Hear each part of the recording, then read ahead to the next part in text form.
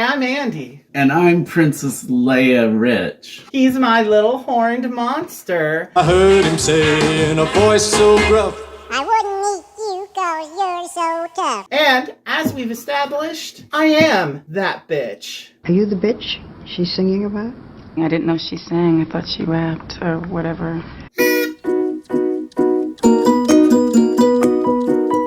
Hi, I'm Andy. And I'm Rich.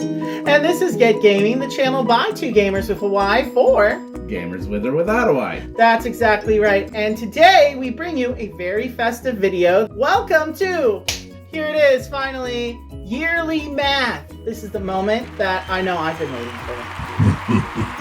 12 months of logging our plays, 12 months of Excel sheets, all leading up to this. So we're going to be doing a lot of stats today, our most played games, our averages, and other numbery things like that. And then the thing that I know you probably are coming here for, the games we didn't play on our shelf this year. Yes, they either need to get played this coming year or they're going. Some of them, not all of them, obviously, because we love our babies. And then we'll do some resolutions for 2023 and a little channel update for you all. With that out of the way, you want to get into the stats? Yeah. I have a lot of them. As you may know, I have this wonderful Excel sheet that I like to do.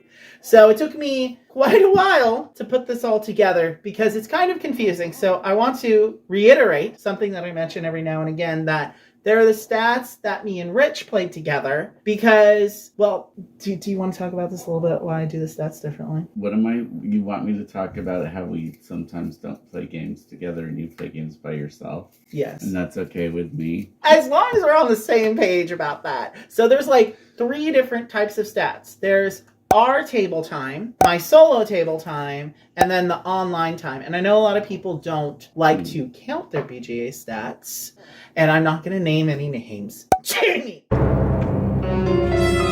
It's fine, I understand why. Because she said in her video that she doesn't count it unless it's a live play. So she'll count BGA plays if it's, what does she say? Focused playing time, people, as opposed to asynchronous. Because asynchronous, those games are just kind of going on for weeks or, whatever. So I get it. It's fair. I like to count them all because I like to give a more accurate picture of my playing time. That's all. I'm not being shady at all. I didn't know she sang. I thought she rapped or whatever. Let's talk about our stats first. Our table time. Our total plays, me and Rich, at this very table for 2022, we had 441 plays, 114 of which were different unique games. And of those 114 games, 78 were new to us. I think only 16 of those were new to you and not me. So of the 78 games we played together, 62 were new to me as well, which makes sense when we get to the stats about how many games we bought. For the games we didn't play that we have played before, that was 15. So there are 15 games on my shelf that we used to play that we didn't play at all in 2022. And there's still 19 games on the shelf of Shampertunity, which are games we haven't played yet. So out of my collection of... Which has created some controversy, I might add. Well, that will be a separate video. But basically, of my 156 game collection, that's where the collection stands right now, that's 34 games that were not played. So we played 78% of my shelves in 2022, which I think is... Yeah, we played our shelves this year. Okay, we rose to the challenge. And I know in 2023 we will continue to rise to the challenge. Because when we go over our most played games, it's going to get to the point where I'm like, hey, we haven't played that game in a while. We should do it. What are you doing? Me rising to the challenge. Rich just decided he needs to add more gags. We don't have enough physical If it gags makes for you him. gag, then just let me know.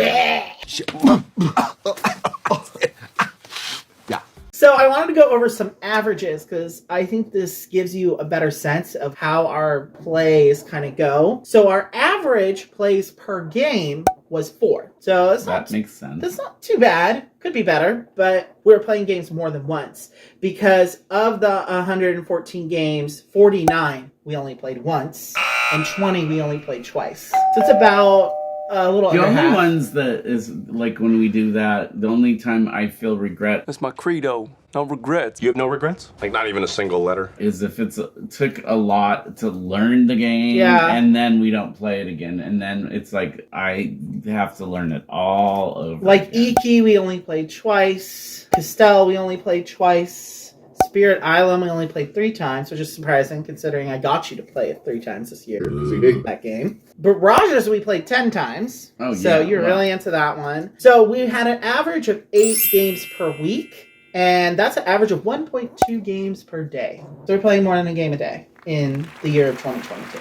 It was a good year for games. It was a good year for gaming. I agree. As we established, I didn't know she sang. 441 games were played with me and you. And you did play some of BGA games with me. So I think you played 20-something-ish games on me with BGA. There's a Kahuna. You played a couple times. There was some Happy City there because that's how I wanted you to try the game first. King Domino. You played some King Domino, a couple other things as well, you know. You did mention Yahtzee, didn't you? Yahtzee, yeah. And we even played one physical Yahtzee one time because we just hand wrote out our own sheets. Okay, let's just get to it. My BGA plays. My most played game of the year was Yahtzee because I played it 222 times. 7 of which were with you. You're wondering, how many games did I play on BGA? Because I threw all that shade at Jamie for this. And here's the reason why. I understand why some people don't kind of count it.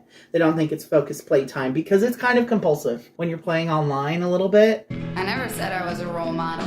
What about... So my total plays on BGA for the year of 2022 was 823 online games.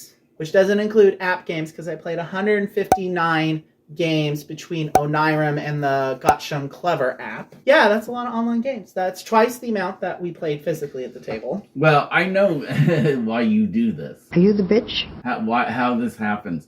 Because if I'm going to play a game, I'm going to have to be sitting at a table probably to play it. I just would never play a game in bed on my phone. And I don't let my IBS ruin my life. I let it destroy it completely. Like if See, I do all the time. I will like sit on a couch maybe and play a game, but Sure. I just... As I've said before, I play a lot of Yahtzee, Lucky Numbers, Koi Koi, Backgammon. Those are the games that I'm like playing in bed at night kind of more compulsively. So that's why those have the most plays for my BGA games, like far and above, because I played Lucky Numbers 69 times, Koi Koi 55 times, but we did play Koi Koi 19 times together, physically. That's good. That's... You know, Dragonheart, I only played 25 times, and I think only 18 of those were with Hannah.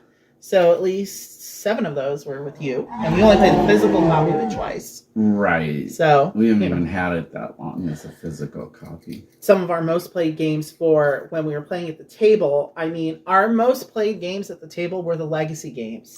Because I do count each separate game, not just the sessions. So Zombie Teens was our most played game at the table for 2022. And we're going to finish that campaign. We got to finish what we started. Are we pretty close? Like, how close? We're like 3/4 of the way. Oh, gosh. So, you know, we just opened envelope 8, so there's only 3 more envelopes. We are going to finish that campaign this year. It's one of the resolutions, but we'll get to that. And then we played My City 24 times, because there's 24 games. 25 if you count the learning game. So that was one of our favorite experiences of the year, I We think. played that game sometimes multiple games a day. Well, it was 6 sessions, so we played an average of 4 chapters at a time. I know. We just kept wanting to keep...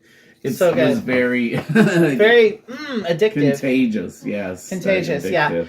Yeah, that was a really good experience. If you're looking for a good 2-player experience legacy game, that's a really good one, especially if you like polynomials. The Dr. Knizia, really great game.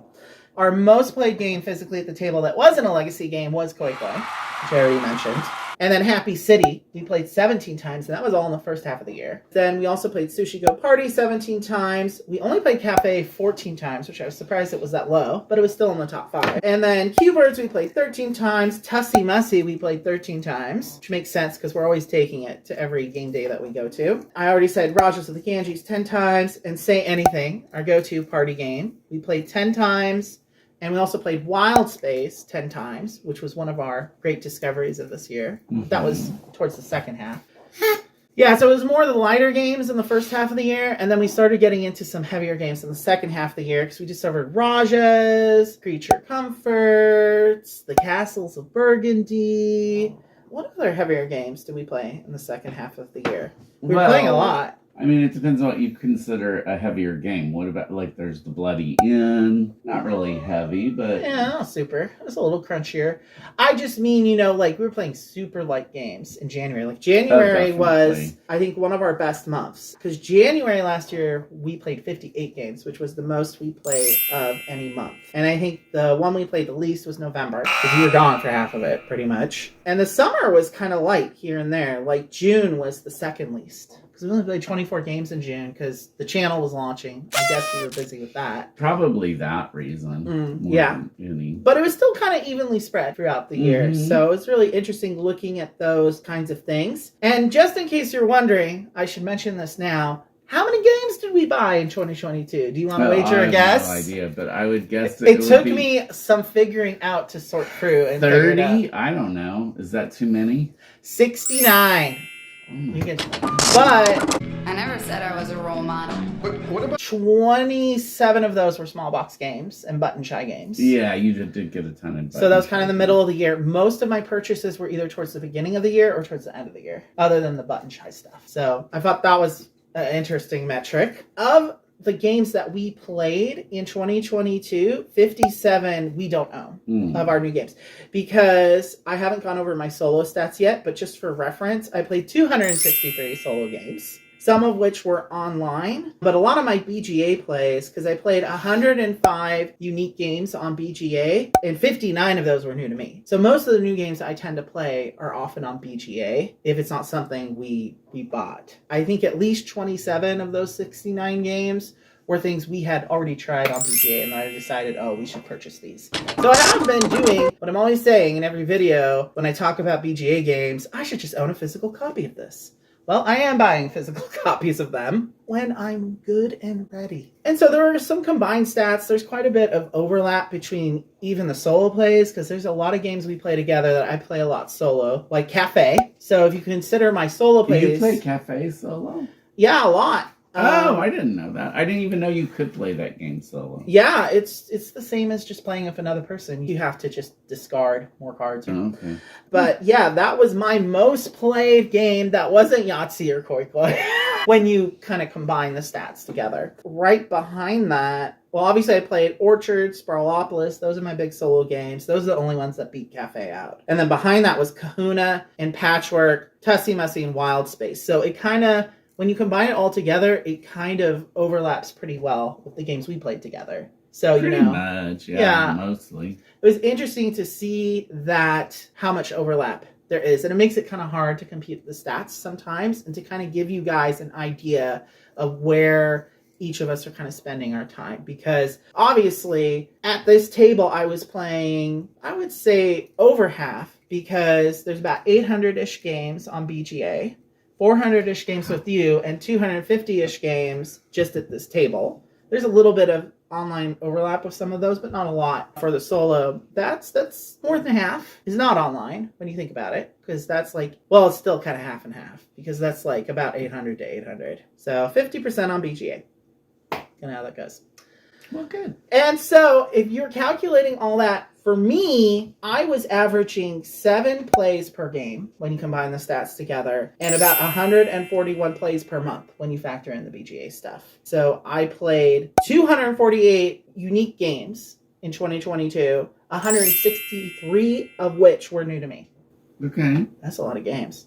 I think even just our stats playing 78 new games, that's a lot. Yeah. For sure. And I don't like to learn a new game every day. I can say that. It's just... Right, that's kind of learning a new game like once every 3 days or something like that. Yeah, I definitely would say I learn pretty often, maybe a new game every week, for sure. And yeah, maybe more than that, but not a whole lot more than that. Otherwise, I wouldn't like it. I mean, yeah, because 78 plays in a month. That was about learning a new game and a half every week for you. Yeah. So you were doing pretty good learning new games. I've been pushing him really hard to learn new games, and he's been a real trooper about it. So I think for 2023, I want to focus on revisiting some titles we haven't done in a while. Yeah. That's going to be my goal in the first kind of half of 2023, because there's going to be new stuff starting to come in closer to summer from Kickstarters and stuff, I imagine, and things will start being released to retail, so we'll want to be working our way through those. But we'll talk a little bit more about that at the end of the video. We talked about a channel update. Okay, next up, I want to talk about the games we didn't play. Let's go over those, because there were about 15 that I want to talk about real quick. So, and it wasn't necessarily that we didn't like the game, although maybe some of the games that would be true, but it's just lots of it was learning new games and doing the channel and stuff. And, sometimes I'll suggest playing a game to Andy and he's like, no, I don't feel like that. And vice versa. And I think a lot of these games are ones that were kind of gateway games for us that have kind of been pushed out by other things. And I think we're going to try and revisit some of these in 2023 to introduce to new gamers, because we'll be doing a weekly game night now, 2 weekly game nights now, actually. But that's part of the channel update. But anyway, if I like it, I'm going to give it a hoot. So case in point, and if I don't like it, our main gateway game, Harry Potter Hogwarts Battle.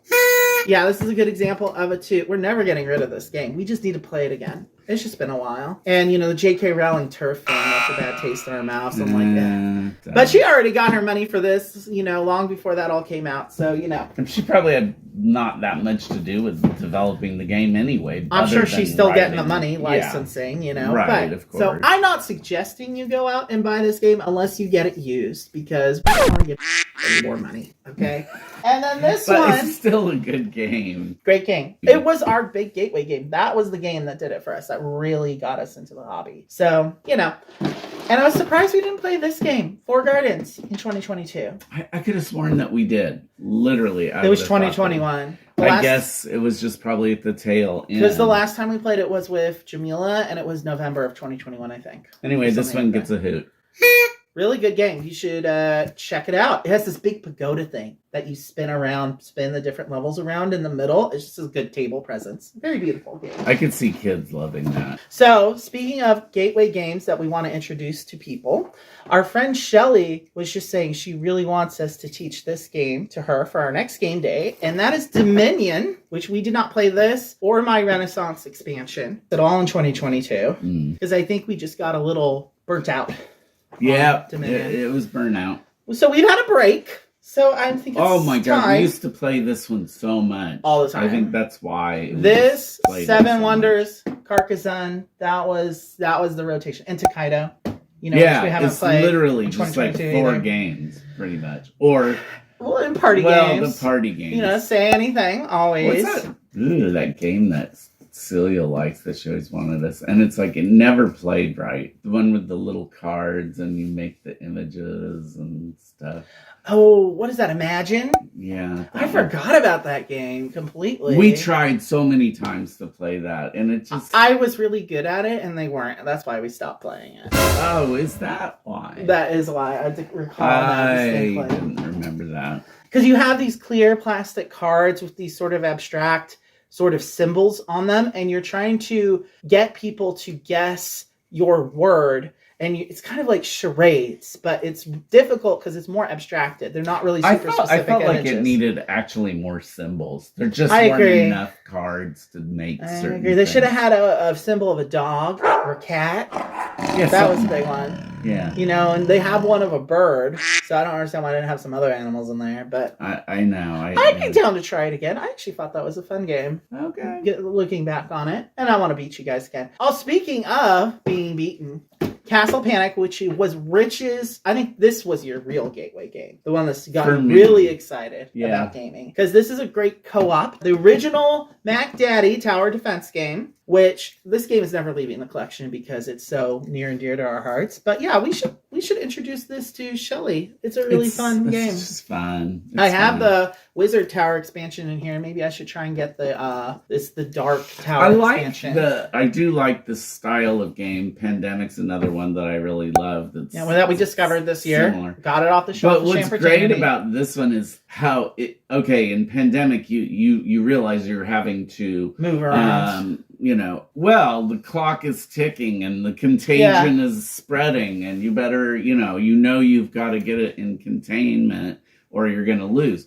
But this game makes it so visual because of They're coming at you. They're coming. You at, can see yeah. them coming. Yeah, that component of the game makes it extremely exciting to play. I agree. I really like it a Because lot. it's very visual. I really like the expansion for this because we were talking about expansions, and we've gotten some expansions recently that Rich hasn't been the biggest fan of. And this is one where the expansion, I think, did improve in the shelf life of the game. Yeah, the Wizard's Tower. So if you get the base game, I think you should just go ahead and get the Wizard's Tower right away. That's one that I would just immediately add to the game because it gives you a nice level of crunch. Definitely is with the extra cards. Yeah. And the spells deck that you get from Wizards that helps you out. He's right. I don't usually like expansions. This one I did like. So that needs to come back in a rotation. So Rich did not care for this game. The only play I had of this game in 2022 was solo. It doesn't make a decent solo game. I want you to play it again and see if you like it. I could like, I mean, honestly, now that we've played Verdant and Planted, this is another one involving plants, isn't it? He's not into farming and plant themes as I much have as I no am. green thumb at all. He's not as into it. But this one is very beautiful. This is one of the games I think that gives me the aesthetic the most of having my own garden. So, the only thing I don't like I'll about have to it play again. is that you're constantly having to build up and then destroy, dump your own garden. I wish it was just one big board and I could have one big, huge garden as opposed to constantly having to rip out all my plants, constantly. Because you're doing multiple boards and every time you finish a board, you're then shifting to the next board. Kind of thing. I don't remember what it was specifically that I wasn't crazy about this one. The drafting isn't that interesting. Probably would be my main criticism of it. I don't know. I like the way the scoring tracks work. Actually, the most interesting element of this game to me. But we're definitely going to have to try it again. Yeah, I think so. I think you just need to try it again to see how you feel because you only played it once. Yeah, it's been over a year. So okay, so this game is already leaving the collection for sure. Because we both have the same opinion about it, and it pains me so much because I love Pandasaurus. I do too. But Umbravia, this box cover art is the best thing about the game.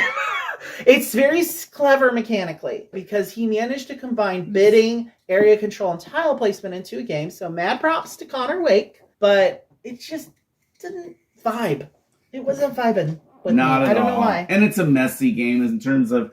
Both the little flower tokens. Yeah, I don't mind that so much. I have the same complaint. That's one of the complaints I have about Spirit Island is it's just like you look at it and it's just like, ugh. There's just so much, and this one's the same. So the theme is really messy. The theme is supposed to be you're wandering through the labyrinth, and there's an area control element because you're bidding on these different where you're going to place your flower tiles on which tiles before you place them out on the board. But the tile placement aspect of this, there's only 11 tiles really to place. So I don't really feel like I'm wandering through a labyrinth. It doesn't really feel windy enough for me. And I feel like they really missed the mark aesthetically. The production is nice. Oh, yeah, it is very nice quality. But it feels very abstract. I wish they'd leaned into the theme of you're wandering through dark labyrinth, trying to collect the different pieces of your soul, the glowing soul flowers. I wish it's a very weird theme. I wish they'd leaned into it more. Yeah, it does sound really like it would be a good game. Just reading the text and stuff. And the only thing I will say about this is I'm assuming this one's on BGA as well. No. Oh, that's too bad. The Pandasaurus games don't usually have implementations. Consider that. But here's the thing. We didn't really like it, but I would never go as far as saying, oh no, it's not a good game or something. It could be a good game and you might really love it. I think the bidding is the funnest part, for sure. The bidding is definitely the funnest part for me. And I think it's very sound mechanically, but I think it's a case where I feel like it needs more theme. The theme feels a little underbaked, and that's a shame because it's a very beautiful production. I think it's interesting mechanically. Reskin it a little bit or something and make it just a little zhuzh it up a little bit. I think it's possible that it could have been a really good game. It just kind of missed. Yeah, and I think the thing with Pandasaurus is they tend to really seek out new and interesting designs always, and I feel like this is one of those cases, and this is from a couple of years ago, so I think maybe they've learned some lessons maybe about taking chances on certain things, and I feel this is something they were taking a chance on, and I'm not sure that they invested enough into it. you know. So I'm selling it. So if you want to buy it, I mean, I'll link to my listing on the Geek Market on BGG for this. $10, but you got to pay shipping. And then I want to talk about a game that we played this once. Maybe I played it solo once. I don't know if we actually played it together in 2022, but we really need to. I kind of felt like we did, but We you probably said did. we didn't. Isle of Cats. So I feel like now that we've played more games that have more challenging setups, this won't seem like such a bear to us now. Like Oh, it well, really it is not already that much. doesn't. The box is just bigger than it needs to be, in my personal opinion. And the rule book is like heavy with like text that you like mythology of this island or whatever. You don't need a lot of. And that I play stuff. this a good amount online, and I hate the implementation online. It's so hard Is visually to navigate. It's just kind of clunky. So I do want to play this more with you in person. I want to introduce this to game day. It's a really good tile placement game. Well, I love the drafting. Yeah, aesthetically, it's really beautiful. Beautiful. The cats are really gorgeous and weird looking, kind of for cats. Well, it's like this whole world. I was but listening to an interview with the designer Frank West, who also runs his own publishing company. Okay. And so this was his first really big breakout game, but he had another game he did before this. So all his games are set in the same like magical world. It was fun. that It's just you don't. All I'm saying is you can skip quite a bit through. Who's that. Vash? Why am I scared of him? What's the dealio there? Yeah. I'm just a cat. And there's a roll and write version of this that came out that gets rid of the drafting of the cards, which I'm not the biggest fan of that, because that's one of the things that makes this game unique to me. But they are coming out with a new version of this that's like a sequel where the island is on fire, Dash has arrived, and you're trying to guide the cats that you didn't manage to lure a fish. And it's like a tile placement thing, you're flipping the tiles over to the fire side and the island is burning down. It's called Race to the Raft, and I think I'm definitely gonna I saw look for that one. Okay, I don't know if I've it seen came to that one. Kickstarter already or not, but I definitely want to check it out. And maybe we'll try Explore and Draw, but you don't seem to like the roll and write that much. Not as much. So, anyway. Give me a card or give me some dice. That's fair. I do like them. Except the exception for that would be the party games and stuff. Like I do think. Sure, when you're riding on the wide erase Clickbait boards. is fun. Hey, yeah. I Sure. mean, that part I like. Otherwise, Maybe we'll convert you. I don't know. I don't know. And then the last game is one that I don't know if we're ever going to play this again, but I'm never getting rid of it because it's just kind of a It's tchotchke at this funny. point. All My Children, the board game, circa 1986. I don't know if we've ever talked about this game on the channel. I doubt it. Because it's been forever since we played it. But this is all the original components from 1986. It's a roll and move. But the funniest part about it is some of the questionable things going on. Like, there's a lot of cards in there, like... Let's just say you talk were about gonna this be. game. I can't. Let's just say there are some black characters in All My Children, you know, such as, what is his name? Freddie Hubbard. He's an industrious young black. Is what the cards say. Enterprising young black. Oh God. And then there's all these cards about, you know, like slap Adam with a patrimony suit and send threatening phone calls to Erica. And like, it's just very like a product of its time. Yes. So just be prepared for that. it's good for a laugh. You can find this pretty easily on the used market. I know. And Jamila finds it amusing as She well. did. She Maybe thought it less was so funny. now. It's kind of one of those things you played a couple of times for a laugh, and then you're kind of over it probably. Well, but yeah, for sure. unlike Fun City, which was one of my biggest surprises of 2022, for sure. That's a great thrift store find. I am just surprised that, like, I never heard of it when I was growing up, and, you know, we certainly played a ton of games. There's probably a reason for that. It's not awful. It's not What, the worst. Fun City? No, All My Children. No, I'm Oh, you're talking about Fun was City? talking about I don't know. I think it was a comic strip or a cartoon or something. I don't even never know. heard of it. I don't even know. We're still wearing these hats because it's technically Am still I? a New Year's video. Oh, I am. Your horns have migrated to the top of your head now. They are. So those are some games. One we're getting rid of. One we're probably not going to play, but we're keeping it. We're probably keeping most of these games. Oh, you're going to get rid of Unreview. Yeah. Oh, I didn't talk about the games behind me. The small box games. The Mind, which Rich hates. Monkey Poo, which Rich also hates. There's no actual pictures of poo. You are flinging monkey poo at each other. That's the vibe. It's just gross. Sorry. Well, you're entitled to your wrong opinion. That's a fun game. And you can play it up to 7. Do you think the mind is fun? I do like the mind, but you gotta get into the right vibe. You gotta be vibing with people. And if you're not willing to get over yourself and get into the psychic vibe, you're not gonna enjoy that game. Well, we can play that one on... Anyway, and this is one I'm on the fence about, Truffle Shuffle. I like that one. Okay. I love Molly Johnson and Company. AAG can do no wrong in my book. This, it felt a little bit like, why don't we just play poker, you know? And you have to make the whole big tableau with the layered cards, the little pyramid tableau, and it's just, it's every time I want to play it, I'm like, oh, let's play a light card game, but like, I don't want to have to set up that whole tableau like 3 times because you have 3 rounds in the game. And it doesn't really give me the feeling of chocolate. I don't get chocolate from this art, which is the whole reason I got the game, because I thought it would be like a cute theme. Oh, you like chocolate? We're chocolatiers. I don't feel like a real incidental. It's very abstract. Yeah, it's more of an abstract game, basically. But should we keep it? Honestly, there's no solo mode on that one, is there? I mean, there's probably some fan solo mode that I could do. You should investigate that, but yeah, I don't... It's like, you can keep it or get rid of it. Either way. I think we might end up selling it if we need a clear space. Then this is one I really want to play again with Celia and Mike. Brutal Kingdom, because this is a beautiful deck of cards. I love the art in this game. Yeah, I do too. We can't play it at 2. It's a 3 to 4 specifically. That's why it's because it's a drafting game. I wish there was a 2-player. I'll have to look on BGG and see if there's a 2-player adaptation. Me too. But I really want to do a playthrough of this so that we can get Celia on the channel finally and stop just people being like, yeah, who's that chick you keep on trash talking in all your videos?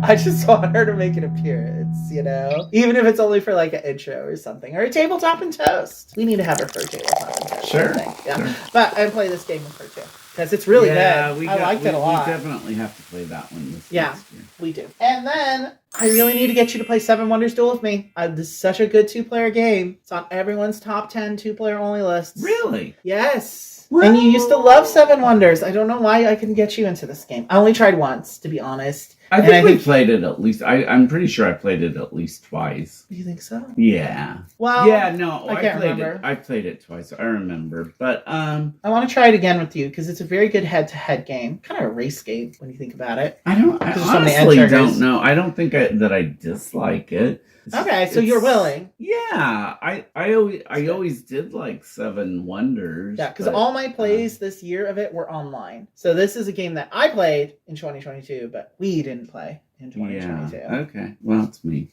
not you. I still love you. But I just like to hear that you're open to it. You don't. I'm not saying you have to like it. I just want you to try it again. You know when I don't like a game because I'll be real. I'm pretty sure everyone in our audience knows when you don't like a game. You're definitely the mean one when it comes to reviewing games. Although, like I said earlier, I will say that if other people, like for instance, The Mind, like if you get into that game and it works for you, then I think that's great. And I'm not saying there is a strategy. Game. I'm saying it's not a good game. There's definitely a strategy, but it's similar to the strategy for Liar's Dice. You got to know the odds pretty well to know whether it's a good idea to play a card or not. I definitely disagree people to say that it's not a real game because I think it is. I think it's something though that is going to vibe with you. It's not a real game. A lot of people really don't like that game. It's not just you. I'm more inclined to agree with them.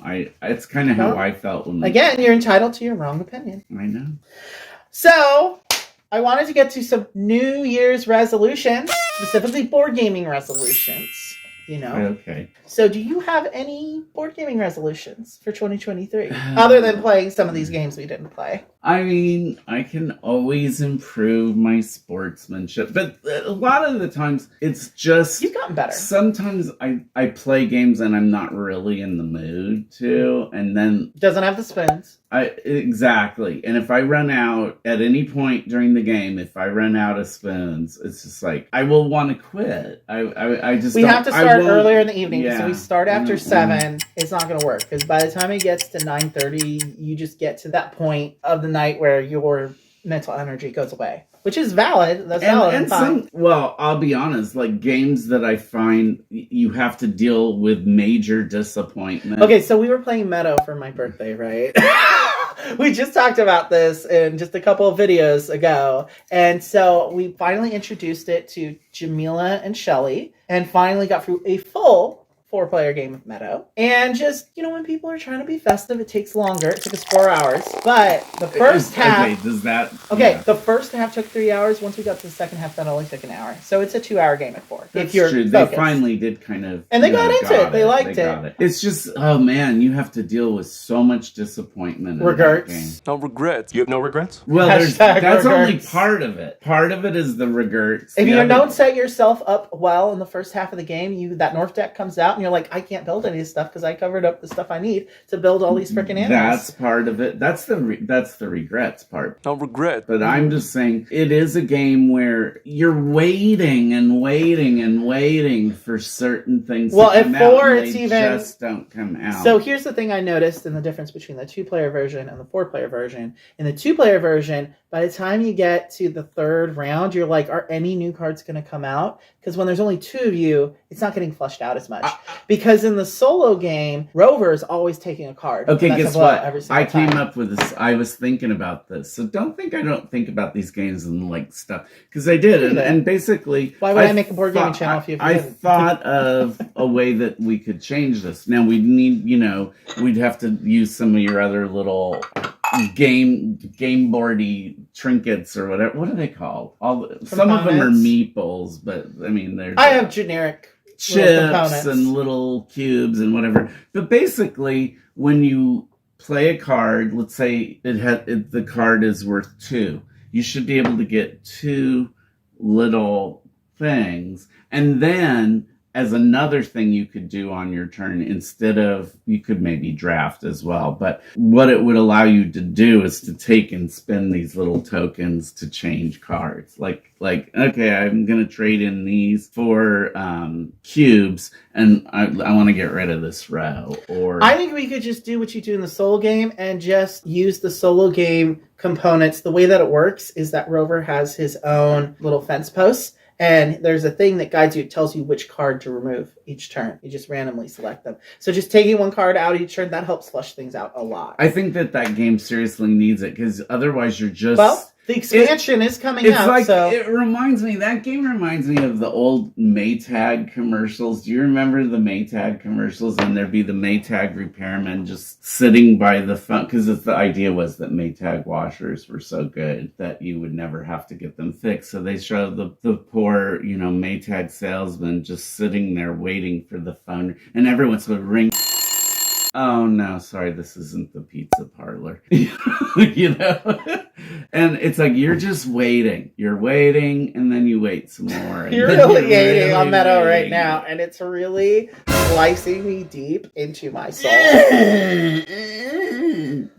Oh, but it's so sweet that you love this game. And maybe the expansion will feel like you have more options. Because what I'm hearing is that you feel like you don't have enough options, and sometimes the game constricts you. It drags, it constricts, it binds. I want to move freely. Okay, so my board gaming resolution of the year, obviously, is to revisit some games that we haven't played in a while. Okay. I also want to have us play more Euro games, though we started to play more Euro games with you. So I want to continue. Play Castles of Burgundy anytime. Music to my ears. And I'm looking forward to playing Lacrimosa. I mean, I haven't... Yeah, I'm really excited for it. I haven't played it yet. And of course, in 2023, we need to finally introduce you to A Feast for Odin. That's my number one resolution. Yeah, definitely. I wanted to talk then resolutions relating to the channel. So this is part of the channel update I wanted to tell people about, because our first 6 months were a little bit of a roller coaster. I'd say that. I think we're finally at a point where things are vibing a little bit more. There's a little bit more consistency in the content, a little more consistency in the uploading schedule. So basically, I'm clearing my other engagements throughout the week so that we can focus more on not just the channel, but also doing more in the local board gaming community. That's also a big part of going forward. I would like to do more like vloggy kind of stuff. And we're going to do more shorts. We want to do some YouTube shorts as well, because apparently those are the hotness right now. And I just want to help different ways that we can help grow the channel, increase our engagement. Oh, actually, I never went over our stats for the channel, but basically we have 38 subscribers right now. Our general views are up. The stats, the analytics for the channel definitely went up in the last couple of weeks. So I think, again, just consistency. That's the main thing for the channel in 2023. So definitely, if you watch, please comment, because how can we Please. get better? We love unless comments. You tell us, you know, like, gee, we'd really like to see more of this. I mean, I have other people I watch on YouTube, and I'm always interacting with them because I will respond to every comment. So please drop down in the comments. Let us know if there's certain kinds of content you would like to see more of. or less. So we are going to be doing more playthroughs in the new year. We have one that I'm still editing, and we're going to be doing more button shy playthroughs, I think. A lot of those. One of the things, other game playthroughs that we promised, like our Wild Space playthrough, Morels, Dolkmos. Or maybe we'll get some challenges started. Challenge videos? Yeah. Yeah, I do. Our challenge videos have done the best, actually, by far. So I do want to do some more challenge videos. Maybe like the A to Z challenge, or make up our own challenge. Yeah, I'm thinking we should make up our own. We should try and start a trend. That would be fun. Oh my God, that would be So yeah, we just want to do bigger and better and more consistently. So that's really what we're aiming towards for the next 6 months. Because once we get to our year anniversary, I want to do something special. Now that we're doing 2 game days a week, so we're going to be doing, instead of a bi-weekly game day, we're going to be doing a weekly game day at work on Wednesday nights. And then we're going to be doing more game nights with my niece, hopefully on Fridays, and fitting in maybe going to like the game nights, maybe a Saturday here or there at There and Back Again, which is this Lord of the Rings themed board game cafe downtown that I really want to support because it's woman owned and lesbian operated. So you gotta support your other queer gamers out there in the community. Yeah, maybe the game nights at Hobby Quest in Elk Grove, because that's also a woman-owned store, and there's not a lot of stores that are owned by women. So those are 2 places I really want to support their events a little bit more in 2023. Lots of things planned. We're going to be focusing on this a lot because I want this channel to be successful and for Rich to be a celebrity. So please, here's the pout time. Yes. Time to make yourself look very pathetic. Sarah McLachlan music playing. For pennies a day. No, we don't have a Patreon yet. If you want Rich to become a famous internet celebrity and not want to slit his wrists, then please like, subscribe, and comment. And tell your friends. And remember to always be gay. to cry. Don't get caught. And get gay men.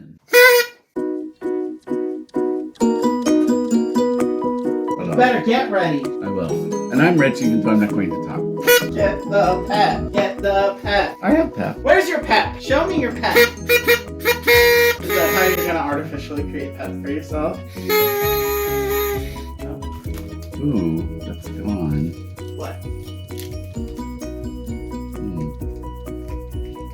You smelling the chocolate? The residual chocolate? Yes. Okay, off your phone and put your hat on. Still?